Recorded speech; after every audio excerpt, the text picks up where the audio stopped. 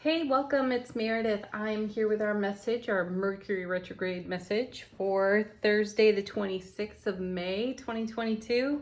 We're making the most of it, and the tarot is sharing with us how we might do it. All right, let's take a look at the overall theme of the day for Mercury retrograde. What is it offering us? Our first card out of the Major Arcana deck, the lovely ladies Major Arcana deck. Some of you have asked me about this. You can find it on Etsy. Okay, we have the Wheel of Fortune, our gorgeous divine delivery system at work. Now, in yesterday's Mercury retrograde message, we saw a lot of momentum in the direction of fulfillment. And here we have the Wheel of Fortune, which is a card about fulfillment. It is about receiving. And it is also about being in alignment or coming into alignment with our destiny. Accompanying this card is Justice, consecutive Major Arcana cards. Talk about progress, right? So the wheel is turning us into alignment with our destiny, and Justice is the acceptance of that alignment. The scales come into balance. They tip in our favor. What a beautiful message for us. Wow. Congratulate yourselves.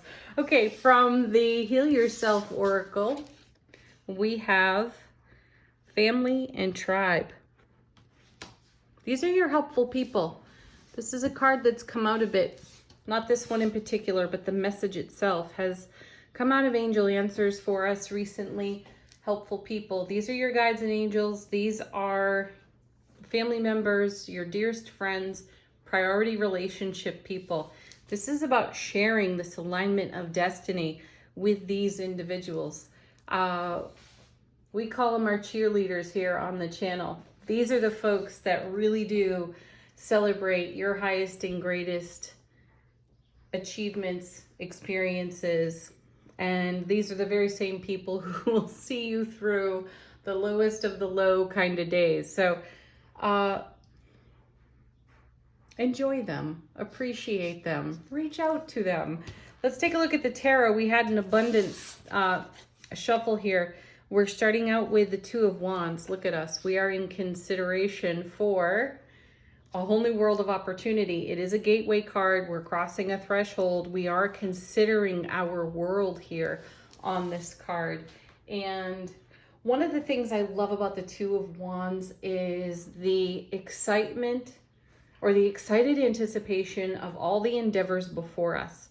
Not so long ago, we were seeing the Seven of Cups with all of its options on offer to us. And I feel that as we've made a choice off that recent Seven of Cups, we hold our world in our hand and we consider the option that we have chosen, that we are taking, and the thresholds that we cross as we are in acceptance and alignment of our destiny. Beautiful. Next we have the Star. Wow. This was with us yesterday too in this reading, and I'm seeing us in action. In yesterday's reading, we had the Knight of Coins and the Knight of Swords together. And the Knight of Coins was bringing the message of paying attention to the fine details, letting us know we won't miss anything.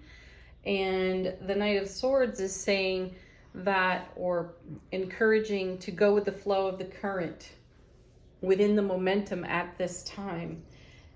And I feel, that same message here.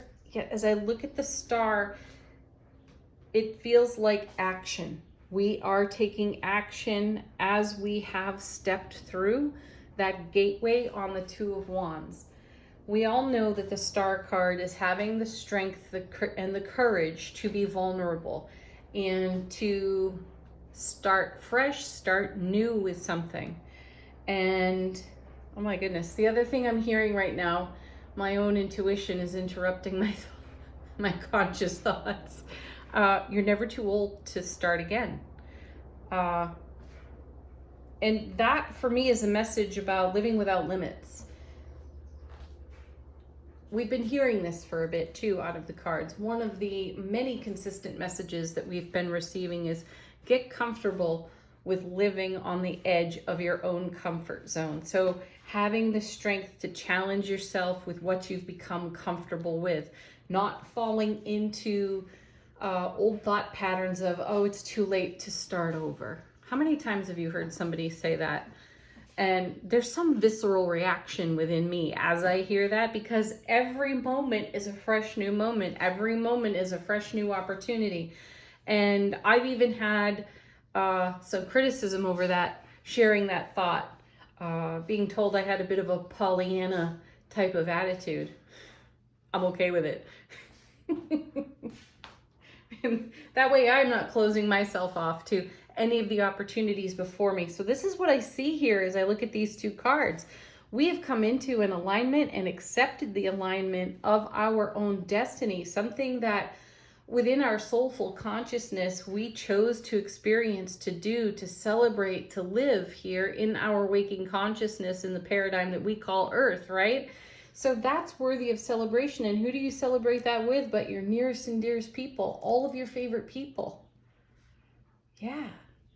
And then as you step through this gateway, this threshold to new, fresh option and opportunity, you get right to work creating there on your foundation. That's amazing. Next, Two of Swords. Oh, okay, this card traditionally is considered a stalemate, as in somehow, in some way, there has been static in the atmosphere and we need to turn to a different dial, turn to a different channel. So notice the swords are crossed over the heart center. The character on the card is blindfolded.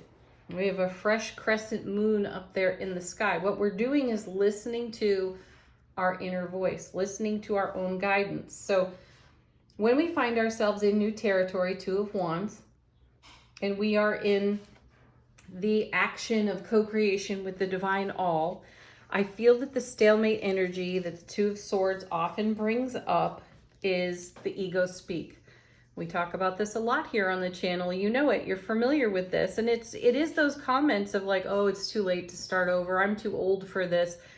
And this is having a stalemate with limited thinking. And we've all been handed some limited thinking and didn't know we were accepting it at the time. So as those thought patterns rise up within us, we have to challenge those. And I feel that that message came out of yesterday's Mercury retrograde reading as well. The sun was illuminating how within our subconscious thought we might be in limitation. And I'm sensing the soulful and conscious choice, because a decision gets made on this card over here, to no longer do that. So when we meet the challenge, when we become uncomfortable on the edge of our comfort zone, and we meet that challenge within ourselves and ask ourselves, why do we feel this way? Why do we think this way? And we come up with the answer that sounds something like, well, that's just what I know. That's just what I was taught. Then you know to go further, to step further in on this Two of Wands. Our next card is the Strength. Yes, make the choice to courageously follow your heart. This is living in an untamed and a free way, being the free-spirited, soulful presence that is being channeled through this physical vessel. Come back to this, right? Those limiting thoughts tame. They can be dull. They can be safe, right? Safe in our thinking so that we don't venture too far out of our own comfort zone. And the cards are saying, encouraging, screw that, go have some adventure. Go there with your family and your tribe. They will happily join you. You might be leading the way. You might be clearing the path through that portal on the Two of Wands, though your strongest supporters will be marching right along with you. Okay, next we have the Page of Cups. See, there's offer and opportunity. The page is holding the ace and a fish is coming out of the ace of cups. That fish is representative of an offer, an offering. And I feel that this is the universe making an offering in a way that we're not accustomed to.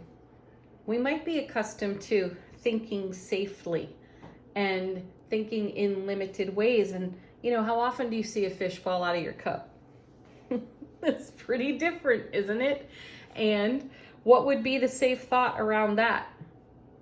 To not accept it. Yet over here, we have the Wheel of Fortune and Justice card speaking to the alignment of our destiny. So if all parts really are welcome and a fish is falling out of our cup, what does it mean for us? It's an opportunity. It's a fresh adventure. It's a new consideration, which is exactly what retrogrades are all about. New, fresh opportunity that may have come around before, and here it is on repeat. And how are you going to embrace it? Next we have, look, oh, nice. So the Two of Wands, now the Three of Wands, the Wheel of Fortune and Justice. Look at these consecutive cards. See, we're going deeper in. We're doing something different. You know, we may have had through our limited thinking and the limited thinking of others an influence upon us that says, no, play it safe, play it safe. And the cards are saying, why don't you stick, star, one more toe in the water, dip one more vessel in there and see what you come up with. Take action. And then we have, yeah, the Lovers. Making a heart-centered choice. This is a card about following your heart, and so is strength. Strength is so much about the courageousness of our heart center and living from that space and making choices in accordance with our frequency, what we really want to do, what we really desire to pursue in terms of the opportunities before us. And when that limited thinking comes up and has us playing it safe, that's the moment right there.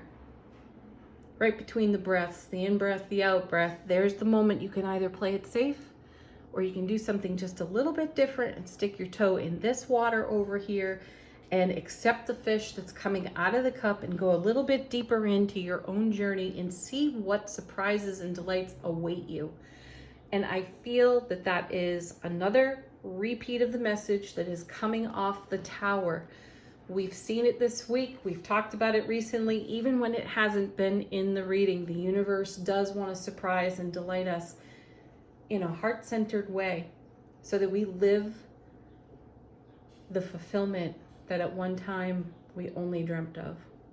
Have a beautiful day, everyone. Peace, love, joy, and happiness. Namaste.